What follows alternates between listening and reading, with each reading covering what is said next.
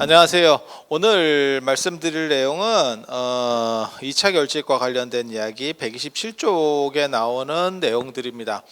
2차 결집이 굉장히 중요하거든요. 인도 불교사에서. 그러니까는 부처님이 직접 교화를 하시고, 인도 불교의 시작은 부처님 35살에 깨달음을 얻으시고 나서 45년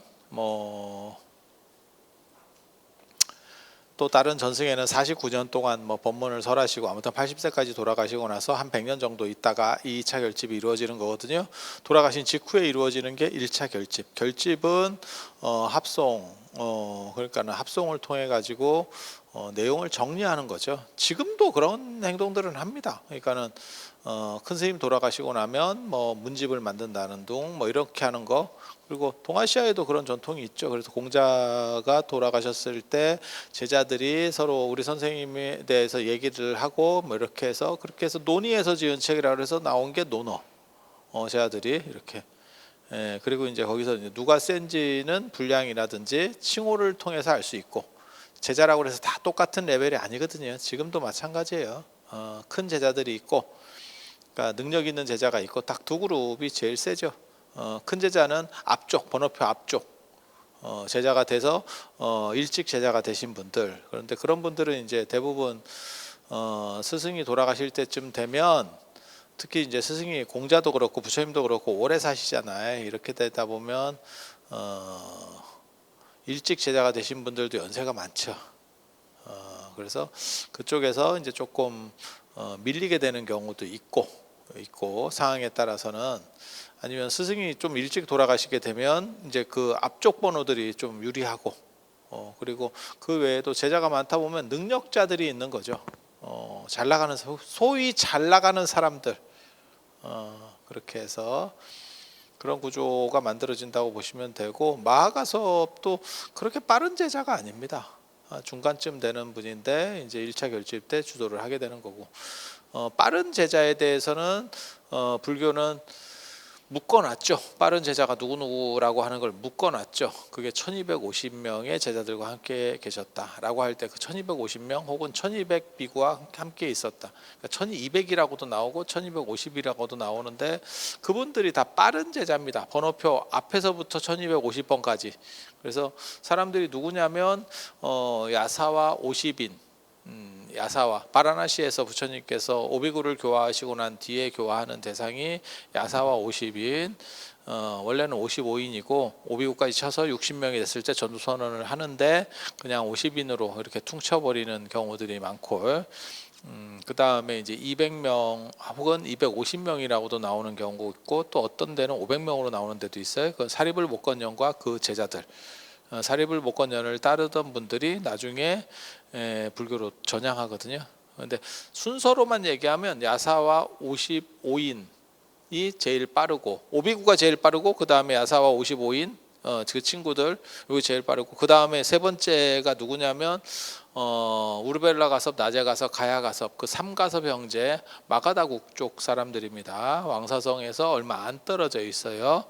그 삼가섭 형제와 1000명. 그래서 그 사람들이 살았던 데가 이제 지역명을 딴 거예요. 가섭이라고 하는 건 성씨고 종족명입니다. 정확하게 말하면 종족명. 인도에서는 굉장히 큰 종족이에요. 그래서 종족명이고, 그 다음에 우르벨라는 우르벨라 지방에 살았다. 나제는 나제 지방에 살았다. 가야는 가야 지방에 살았다. 그래서 그분들이 1000명 정도. 그래서 합치면 1050 혹은 1060명이 되는 거고, 그 다음에 들어오는 게 사리불 목건연과 200명 혹은 250명, 500명이라고 나오는 거예요. 그래서 요걸 합치면 사실은 1250보다 숫자가 많은데 1250이라고 퉁치는 경우도 있고 1200명이라고 퉁치는 경우도 있습니다.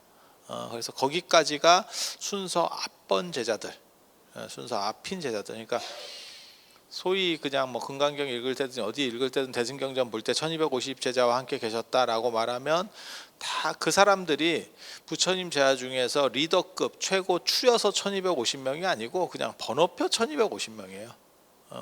그래서 그분들이 다 깨달았는지도 몰라. 저는 아닐 거라는 생각을 합니다. 설마 뭐 앞쪽에 있다 그래서 뭐 다 잘 될 수가 있나? 사람이 성향 나름인데. 그래서 그냥 번호표 순이고 10대 제자는 잘 나가는 사람 순입니다. 10대 제자는 잘 나. 그래서 10대 제자 안에 1250명 안에 10대 제자가 들어있는 경우도 있고, 사리불 목건령 같은 분은 들어있고, 우르벨라 가섭은 1000명이나 제자를 데리고 왔는데 10대 제자는 없죠. 우르벨라 가섭은 들어있지 않죠. 그거는 우르벨라 가섭이 부처님보다 연세가 많은 분이었기 때문에 아마 교단이 제대로 확립되기 전에 돌아가셨기 때문에 그럴 걸로 추정을 합니다. 일찍 돌아가시면 아무래도 뭐 자취를 남기기가 어렵거든요. 10대 제자들은 대부분 다 어떤 학파를 만들었던, 불교 안에서의 학파를 만들었던 그런 사람이라고 이해해도 큰 문제까지는 없습니다. 큰 문제까지는, 당대에는 자기가 크게 못 만들었어도 자기 밑에 사람들이 커지면, 그러니까 아반티를 교화했었던 부르나 같은 사람은 당시에 순교자거든요. 맞아 죽었습니다. 정확하게 말하면 맞아 죽었어요. 그런데도 불구하고 10대 제자로 들어가는 건 나중에 아반티 쪽 서방 교단이 커져요.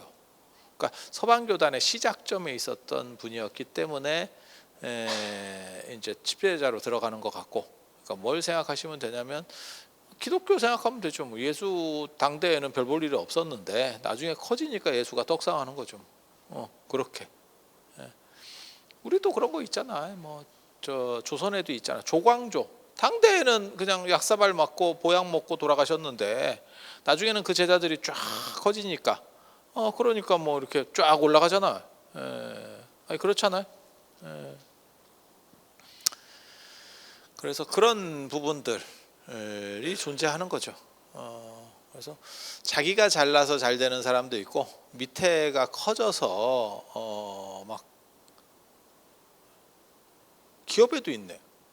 삼성도, 우리 어렸을 때만 해도 삼성이나 지금 LG로 사명을 바꿨지만 금성이나 뭐 큰 차이 없다라고 생각을 할 정도의 기업이었었어요. 그렇지 않나요? 근데 삼성은 이건희 회장님이 반도체 쪽으로 해서 막 미친 듯이 뭔가를 해가지고 지금은 삼성하고 LG하고 이게 우리가 어렸을 때 생각 때문에 자꾸 쓸데없는 생각을 하는 거지, 기업 가치나 기업 규모로 봤을 때는 이거는 LG는 삼성에 비하면 거의 학고방이죠. 그렇지 않아요?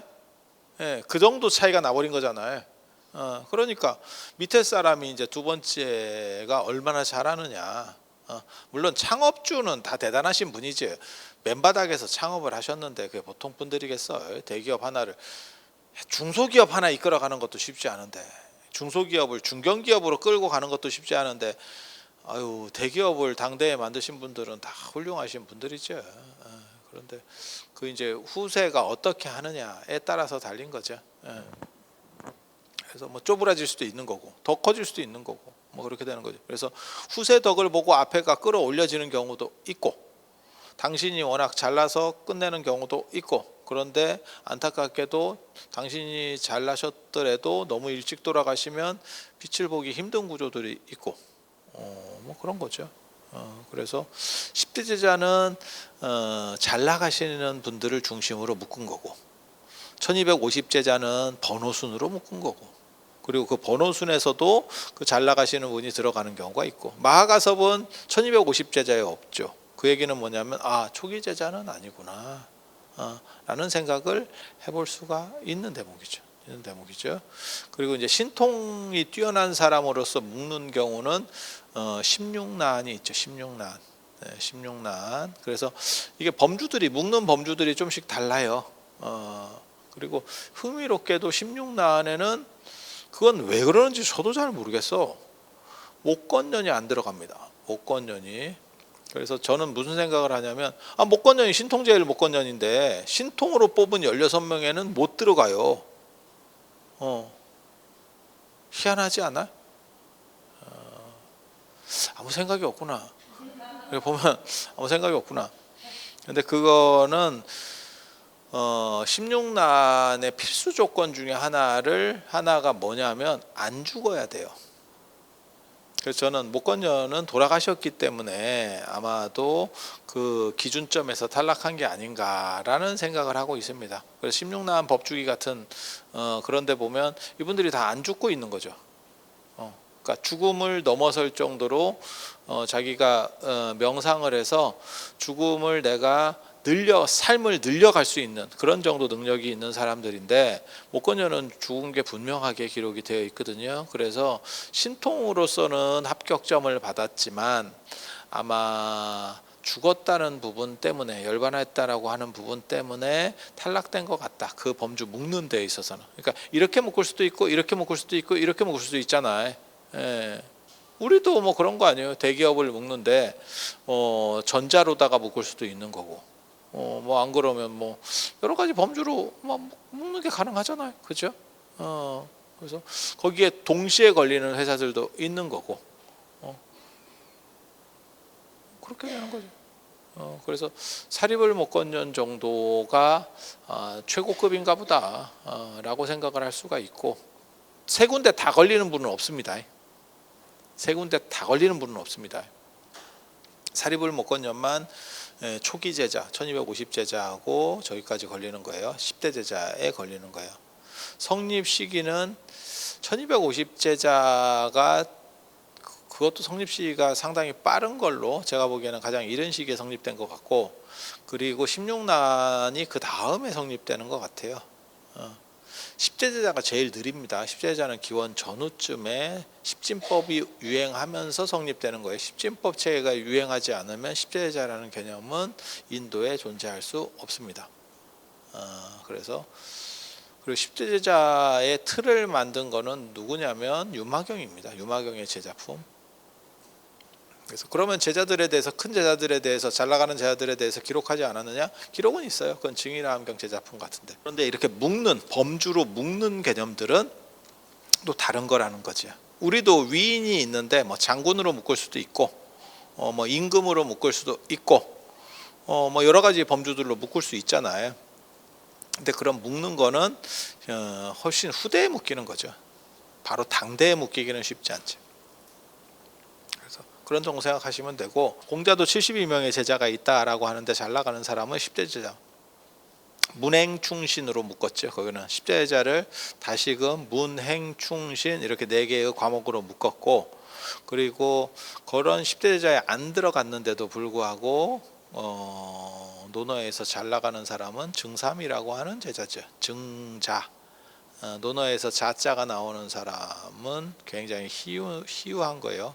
유자, 증자, 안자 이런 정도. 그러니까는 안회는 수제자이기 때문에 들어갔고, 그런데 안회는 영향력이 생각보다는 적었어요. 이유는 일찍 죽었기 때문에.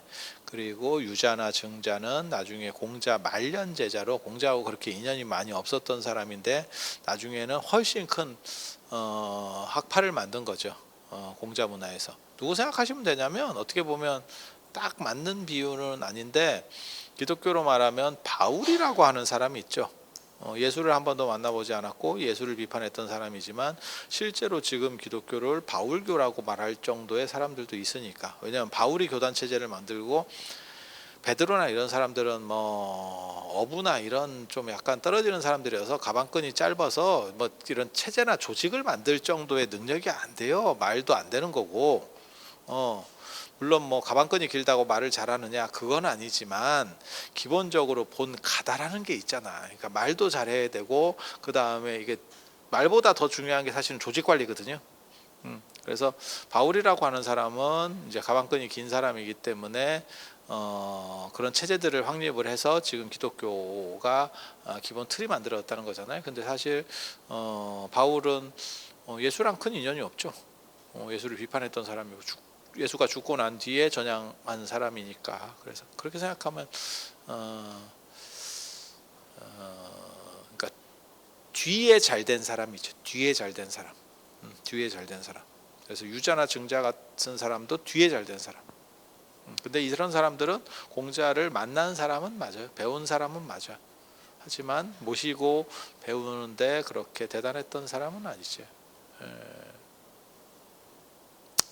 제일 이제 공자의 충성스러운 제자들은 공자가 55세에서 67세까지 천하를 주유할 때, 떠돌 때 굉장히 힘들었거든요. 그걸 함께한 사람이 최고급입니다. 그게 최고급입니다. 그래서 그런 정도 생각을 하시면 되고, 한 100년 정도 지나면 무슨 일이 벌어지느냐, 요 2차 결집 직전까지를 초기 불교라고 합니다. 초기 불교, 근본 불교, 원시 불교, 예전에는 막 섞어 썼었어요.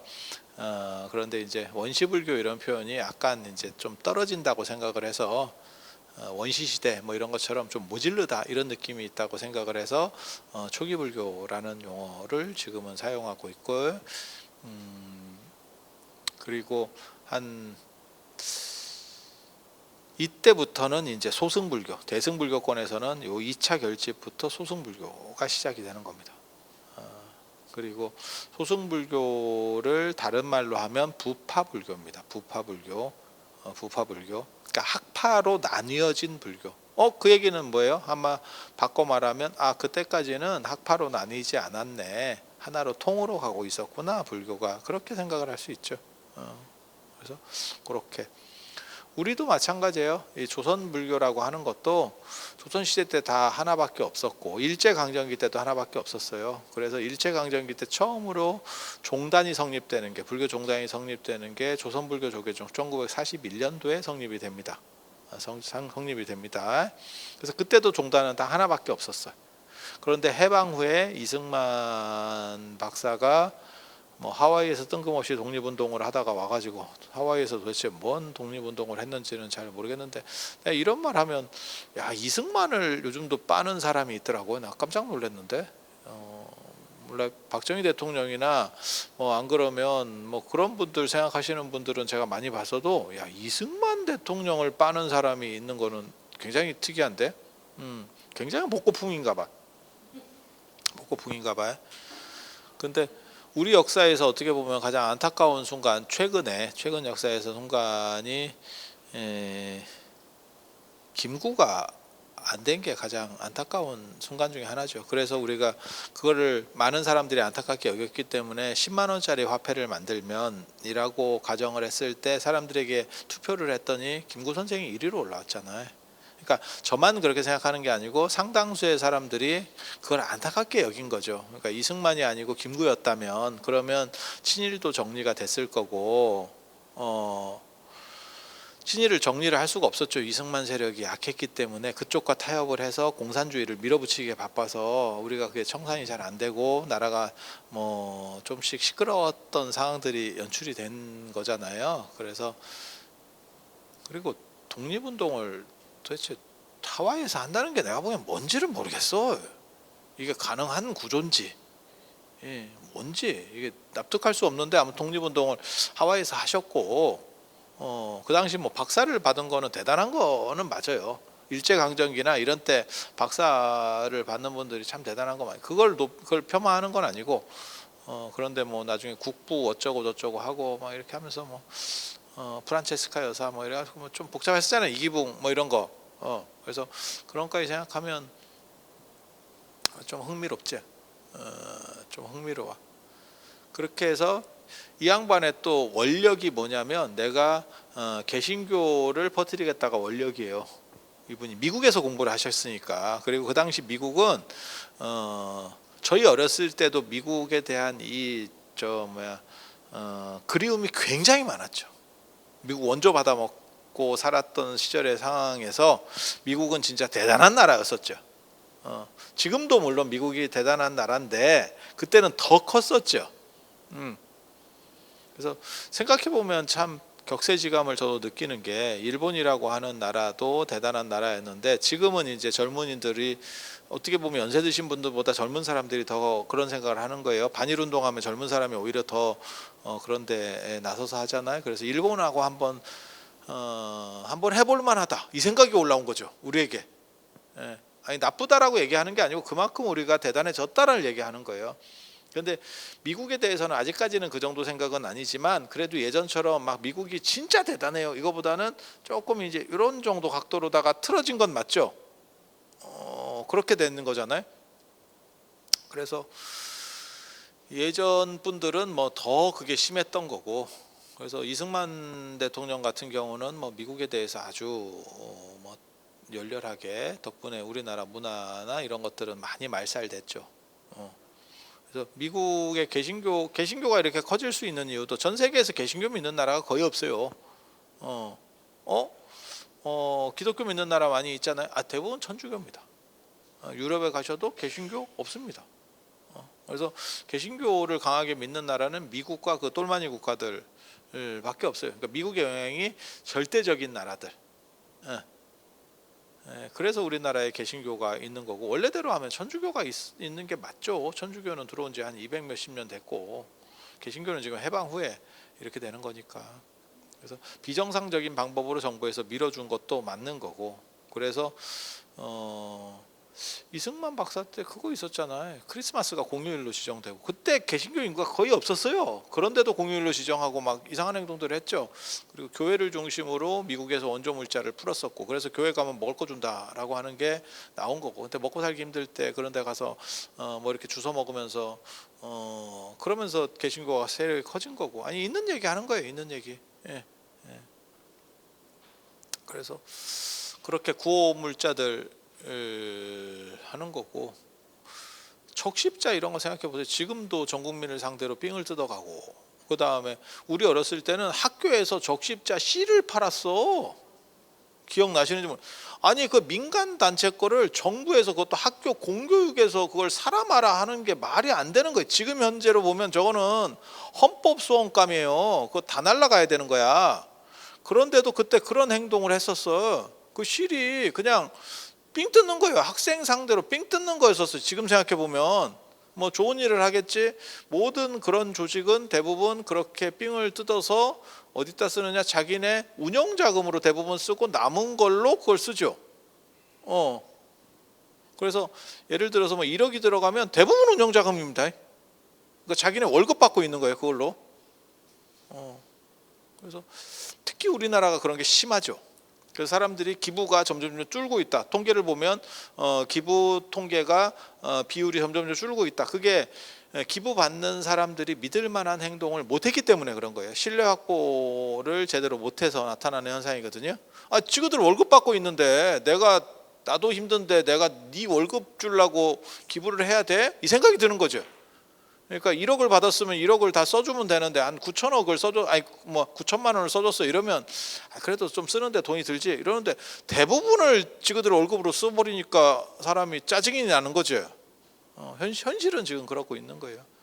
그래서 기독교를 그렇게 밀어붙였고, 불교를 분열책동을 일으켜가지고 다 쪼개버렸죠. 불교를. 그게 대처성들을 뭐 몰아내야 된다 어쩐다 하면서 막 쪼개고, 그 다음에 종단 허가를 너무 쉽게 만들어 버렸죠. 그래서 여러분들은 모르실 거예요. 개신교가 진짜 종파가 많다더라 이런 얘기 들어보셨죠? 무슨 뭐 듣도 보도 못한 거 뭐 겁나 많다더라.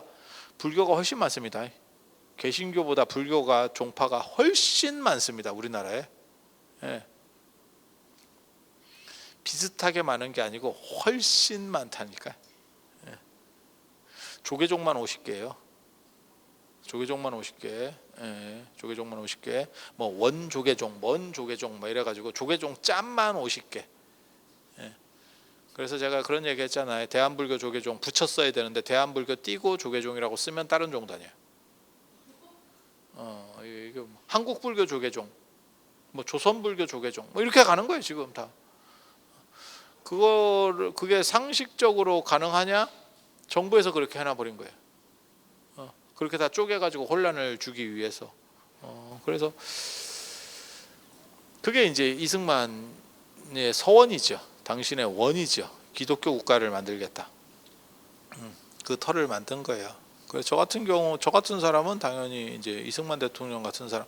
저는 정치인은 정치를 잘하면 되지, 종교적인 부분은 관여를 안 해야 된다라고 생각하는 사람이기 때문에, 그런 사람들은, 그리고 그건 전 세계적으로 저랑 똑같이, 그건 모든 사람이 그렇게 얘기하는 거예요. 정치인은 정치를 해야 되지 종교랑 관련되면 안 된다라는 거는 기본 룰입니다. 이 세계, 지금 현재 이 세계의 기본 룰입니다. 그런데 이 나라가 정신을 좀 여러 번 못 차렸죠.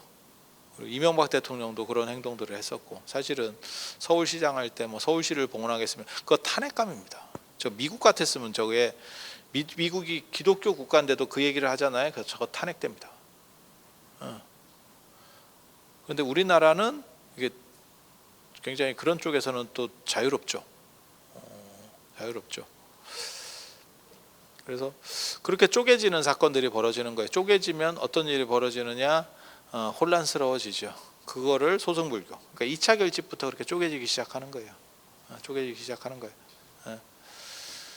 그걸 소승불교라고 하고, 그 소승불교 중에서 일부가 동남아시아로 넘어갑니다. 스리랑카를 거쳐서 동남아시아로 넘어갑니다. 스리랑카는 인도로 얘기하면 인도랑 비슷한 거 아닙니까? 이렇게 생각하시는 분들이 있는데, 인도 입장에서 스리랑카는 우리나라 입장에서는, 한반도 입장에서는 어디라고 생각하시면 되냐면 대마도 생각하시면 됩니다. 대마도 뭔 뜻인지 아세요? 우리랑 가까이 붙어 있어. 우리랑 가까이 붙어 있어. 하지만 좋으냐? 안 좋아요.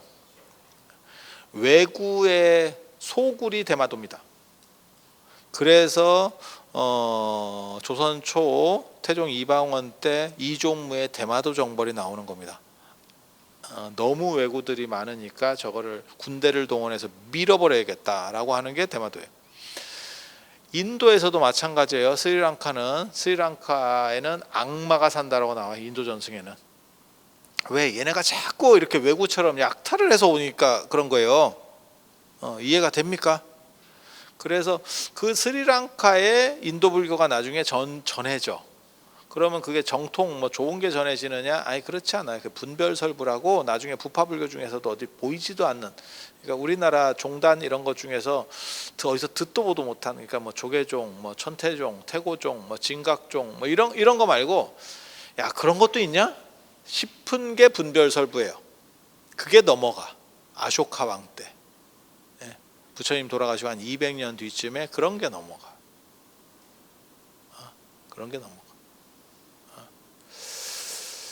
그리고 나서 그런 게 넘어가고 나서 그게 동남아시아로 가서 지금 남방불교예요. 그러니까 남방불교는 소승불교의 대표자도 아닙니다.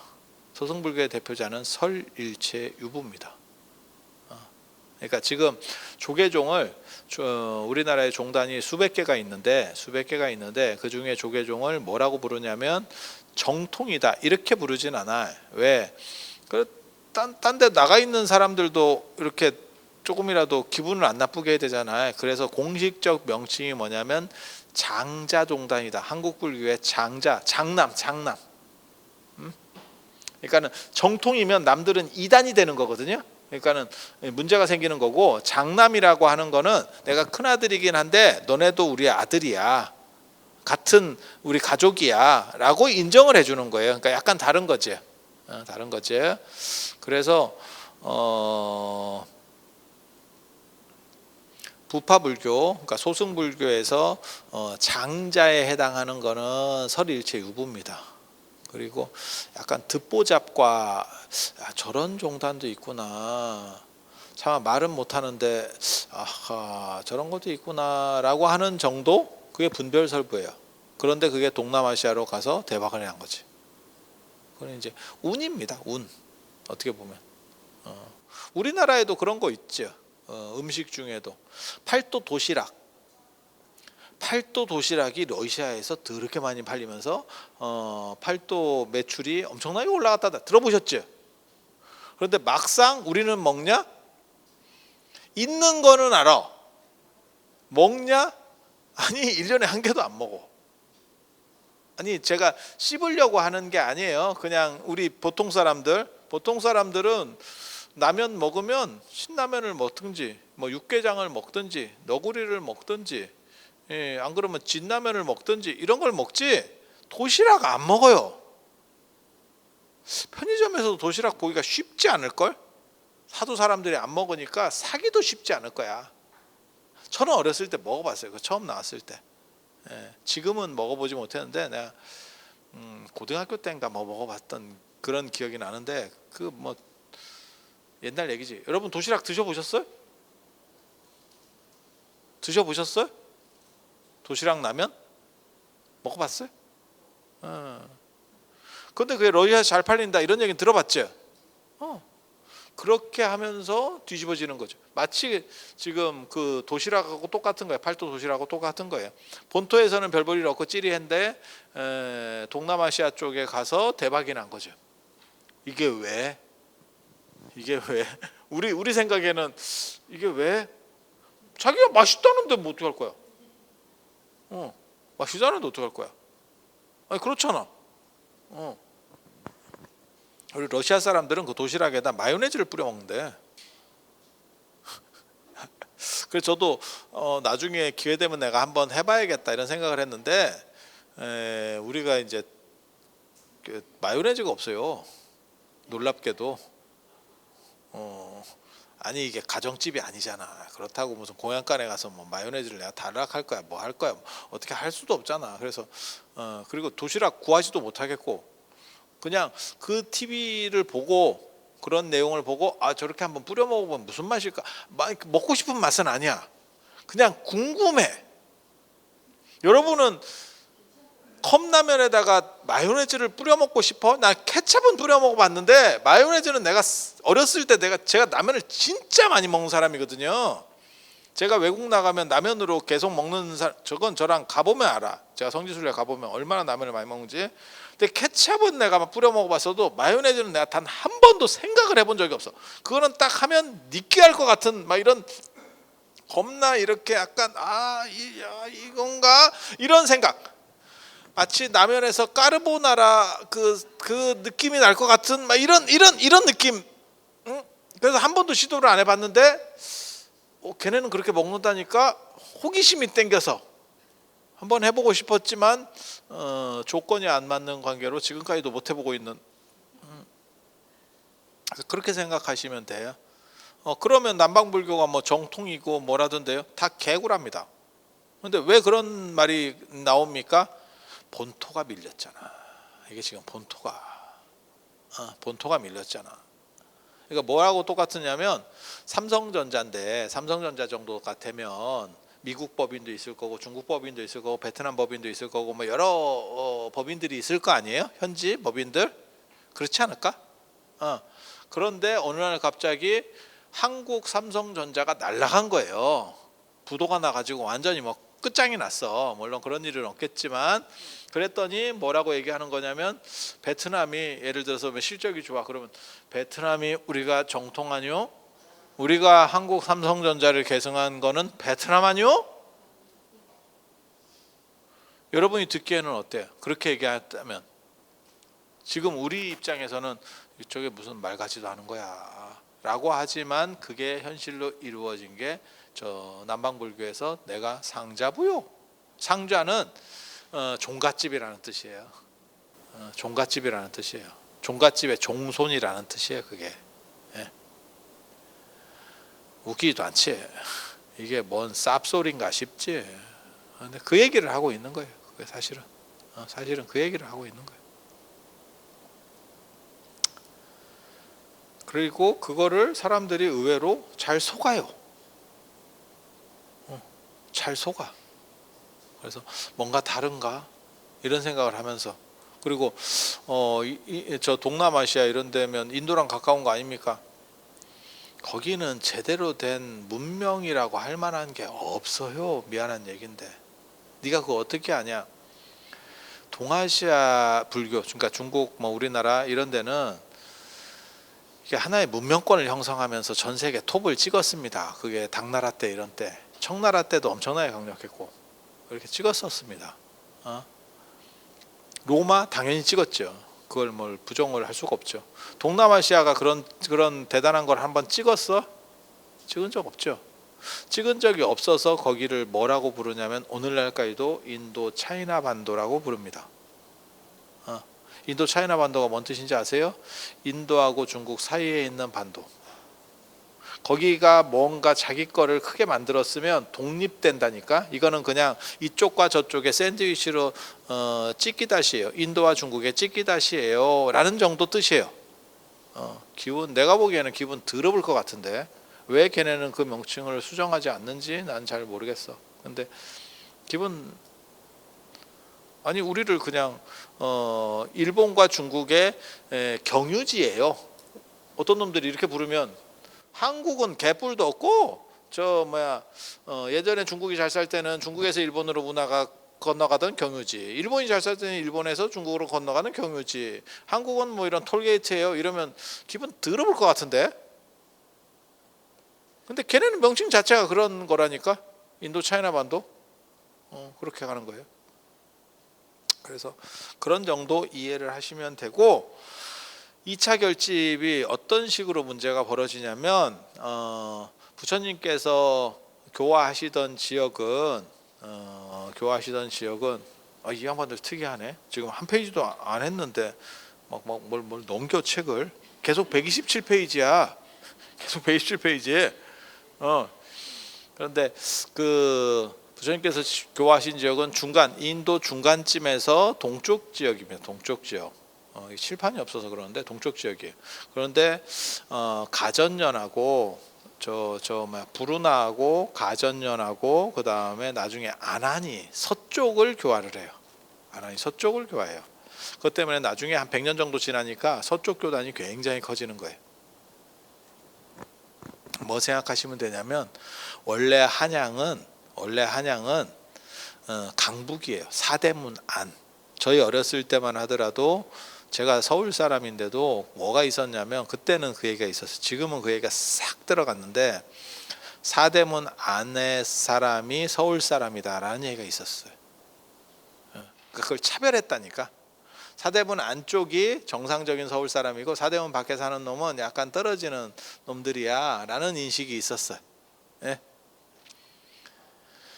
그런데 박정희 대통령 때부터 시작해서 86 아시안게임, 88 올림픽을 지나면서 강남이 이렇게 올라갔죠. 맞죠? 그리고 지금 강북과 강남이 비교가 안 되죠. 아니 맞잖아요. 건물도 그렇고 건물 크기도 그렇고 도로 뚫어놓은 것도 그렇고 그냥 강남이 훨씬 좋죠. 그래서 싸이 선생께서도 강남 스타일을 말씀하셨던 거 아니요? 예전에. 예. 실제로 그거 있었잖아요. 강북의 세븐, 강남의 비, 뭐 이런 얘기도 있었고. 그래서 강남이라고 하는 게 먹어주는 거죠. 지금은 그렇게 인도 불교에도 그런 비슷한 현상이 일어난 거예요. 그래서 원래는 동방교단이 훨씬 더 강력한 건데 나중에는 서방교단이 이제 대가리가 큰 거죠. 그래서 우리도 뭔가 할 수 있는데 이제 이러면서 점점 커오는 거예요.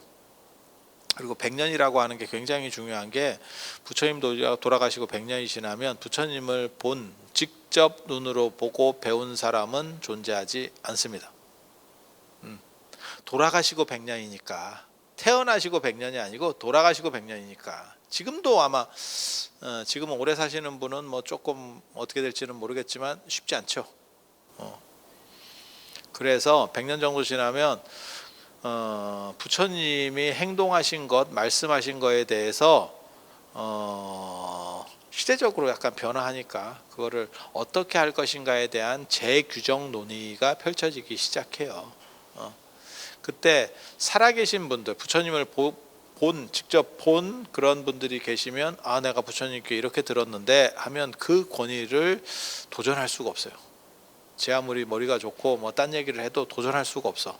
부처님을 봤다는 그 권위. 예. 그런데 다 돌아가시고 나면 이제 어떻게 되느냐? 머리 좋은 사람들이 이기기 시작합니다. 세상이 바뀌는 거죠. 세상이 바뀌는 거죠.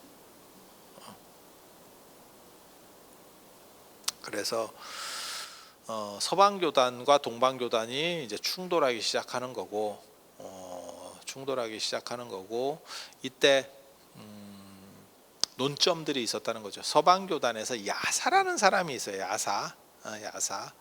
야사라는 스님이 있는데 동쪽으로 구경을 갔대. 130쪽에 나오는 얘기입니다. 동방교단이 오리지널하다면서, 그러니까 강남이 잘 나가기 시작하는데 지금같이 강남하고 강북하고 떡 이렇게 차이가 난 게 아니에요. 강남이 강북과 맞먹을 정도까지 힘이 올라간 거예요. 그래서 그래도 본토에 가서 한번 봐야 될 거 아니야. 그리고 동방교단으로 와야 될 필연성이 있어요. 그거는 부처님의 사리탑은 전부 동방교단에 있었거든. 예. 그러니까 무슨 얘기냐면 아무리 지차가 잘 나가서 미국에서 내 후손이 잘했어도 조상 무덤은 전부 한국에 있는 거죠. 이해가 되시죠? 그럼 미국에 있을 수는 없잖아. 그러다 보니까 성지순례 같은 걸 오게 되는 거죠. 부처님 뭐 스님이라면 부처님 사리탑에 한번 참배할까? 이런 생각 해보는 건 가능한 얘기 아니에요? 그래서 왔더니 동방교단에서 약간의 꼼수를 쓰고 있더래. 그게 정법이라고 하는 겁니다. 정법. 그러니까 뭐냐면 정법이 뭐냐면 깨끗할 정자를 쓰는데 편법이에요. 편법. 그렇게 하면 하라는 룰은 없는데 하지 말라는 룰도 없어. 하지 말라는 룰도 없어. 그래서 약간 유도리 있게 할 수 있을 것 같아. 참 애매하다. 참 애매하다. 그거를 관습으로 용인한대. 그래서 뭐 예를 들면 그런 거예요. 스님들은 물건을 그 음식이나 이런 거를 저축해서 이렇게 가지고 다니면 안 돼. 가지고 다니면서 중간중간에 계속 먹으면 야 그럼 탁발의 의미가 뭐냐 이렇게 나오니까 그랬는데 이 동방교단에 오니까 자기는 그렇게 배웠는데 아무것도 가지고 다니지 마라. 음식은 가지고 소유 불가다 이렇게 배웠는데 동방에 오니까 소금을 가지고 다니더래. 소금을 그거를 소금을 그냥 가지고 다니면 물이 돼 버리니까 인도는 습기가 많으니까 이게 물이 되잖아요.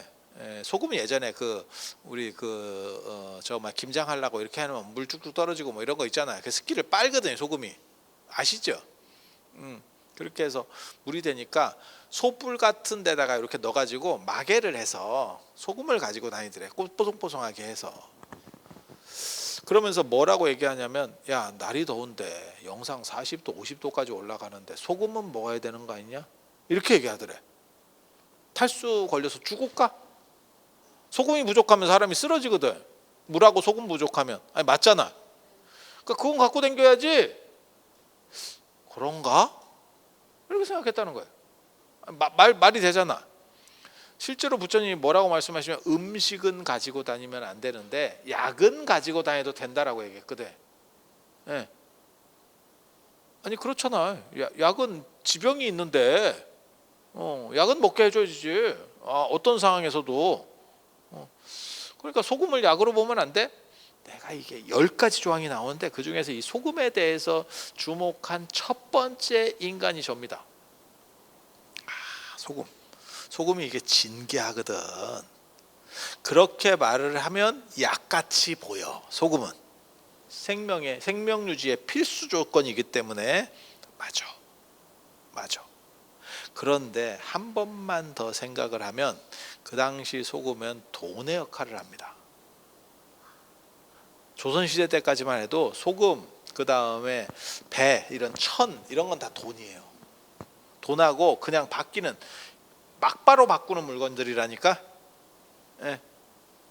그리고 우리나라는 삼면이 바다이기 때문에 소금이 상대적으로 덜 귀했고 삼면이 바다다 보니까 그냥 뭐 바닷물을 계속 증발시키고 불에다가 불 때 가지고 그 자염이라고 하는 거거든요. 물에다가 솥에 넣고 삶아버려요. 끓여 수분을 증발시키면 소금을 긁어내는 거예요. 그런 방식으로 그걸 자염이라고 하는 거고 그게 원래 전통적으로 소금을 우리가 얻는 방식이에요. 지금 여러분이 아시는 그 천일염 있잖아요. 장판 같은 거 깔아놓고 밑에다가 이렇게 해가지고 물 이렇게 쭉 들어왔다가 그거 이렇게 말려가지고 쭉 당기는 거. 천사의 섬이라고 들어보셨어요? 천사의 섬, 신안. 그래서 누가 그걸 천사의 섬이라고 하니까 염전 노예의 섬이지 그게 천사의 섬이냐? 이렇게. 신안이 그 염전노예로 아주 유명하거든. 지금도 약간 이렇게 좀 힘드신 분들 잡아다가 막 염전노예 시키고 그게 천사냐? 이렇게 그 아시죠? 염전 뭔지? 일제 강점기 때 들어온 겁니다. 그거 우리나라 전통 아닙니다. 그래서 자염이 불순물을 증발시키는 과정에서 태워버려요. 그래서 자염이 더 좋은 소금이에요. 끓일 자자를 써서 자염이라고 합니다. 자주색 소금이라는 뜻이 아니고 물을 넣고 끓인다 그래서.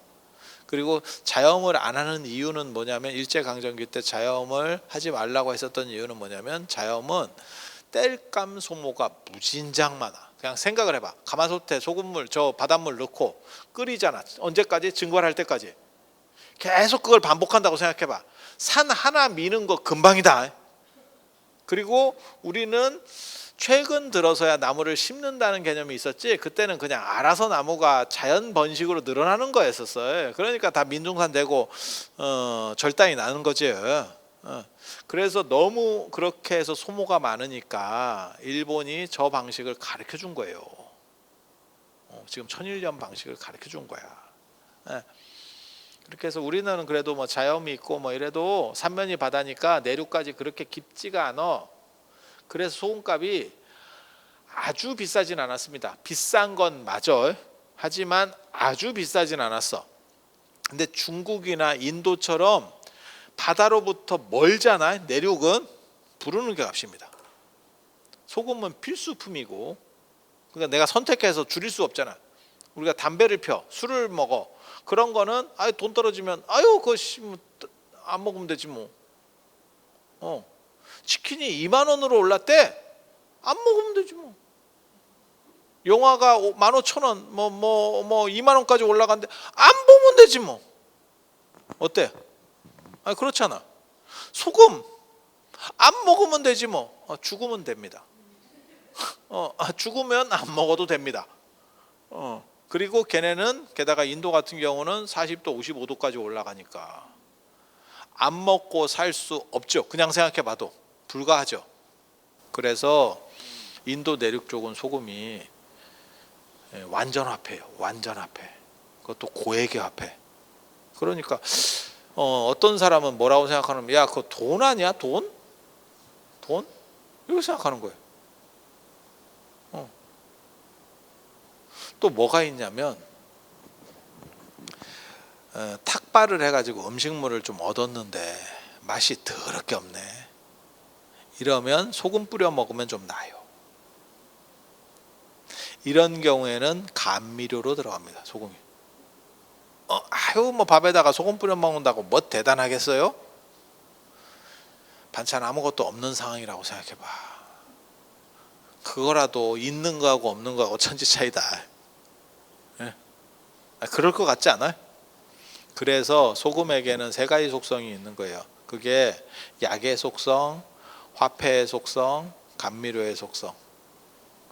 이래서 문제가 됐다라고 최초로 얘기한 게 접니다. 그전에는 그냥 왜 소금을 금지하려고 하지? 라고 했는데 실제로는 이게 알딸딸하게 걸리는 거예요. 그래서 이걸 약으로 보면 가지고 다니는 게 가능해. 돈이나 감미료로 보면 가지고 다니면 안 돼. 그럼 가지고 다니는 사람한테 얘기하는 거야. 너 왜 가지고 다녀? 그거 돈이나 약 식품 첨가물 아니야? 야 이렇게 얘기하면 그 사람이 약이야 약. 약이라서 갖고 댕겨. 소금 안 먹고 죽을까? 기가 막히지. 알딸딸하지.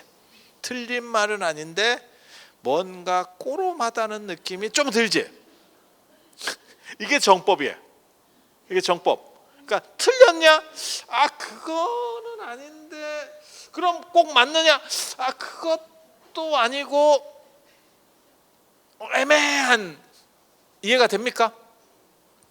그런 식이에요. 그런 식. 그래서 주스 같은 경우도 나와요. 아침에 짜놓은 주스를 오후에 마실 수 없다. 이런 조항도 나와요. 여기 10가지를 이제 걸거든. 근데 아침에 짜놓은 거 그럼 버릴까? 어때? 다 못 먹었어. 내가 주스를 짜놨는데 다 못 먹었어. 그럼 오후에 음료수는 관계가 없잖아. 인도는 아침에 짜놓고 오후가 되면 한 3도 정도 발효가 됩니다. 약한 과실주. 뭔 뜻인지 아시겠어요? 야리하지? 이게 굉장히 야리하다고. 그러니까 크게 뭐 소주같이 이렇게 독하냐? 그거 아니고 우리 어렸을 때 그 포도주 같은 거 독한 거 말고 술 넣어서 담는 거 말고 소주 넣어서 담는 포도주 말고 그냥 포도로 담는 포도주 있어요. 그런 거 먹으면 달짝지근하니 그거 어렸을 때 아마 저도 그런 거를 한번 경험해 왔거든요. 그거 먹을 것도 없고 이러니까 홀짝홀짝 먹다가 취하지. 취하지. 아니 별거는 아닌데 그게 너무 많이 먹으면 약간 사람이 갑니다. 근데 애들 같은 경우는 그냥 자요 계속. 뭐 꼬장을 부리겠어 애들이. 뭔 뜻인지 아시겠죠? 그런 사건이 벌어져요. 그래서 인도는 아침에 짠 주스는 오후에 마시면 안 된다고 되어 있는 거예요. 근데 이제 이쪽에서는 얘기하는 거지. 야, 음료수 마시는 게 뭐가 문제가 돼? 그리고 그럼 물도 마시지 말까? 그리고 버릴까?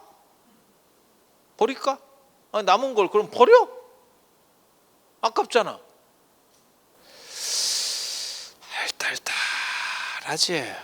알딸딸하지. 요런 것들이에요. 요런 것들.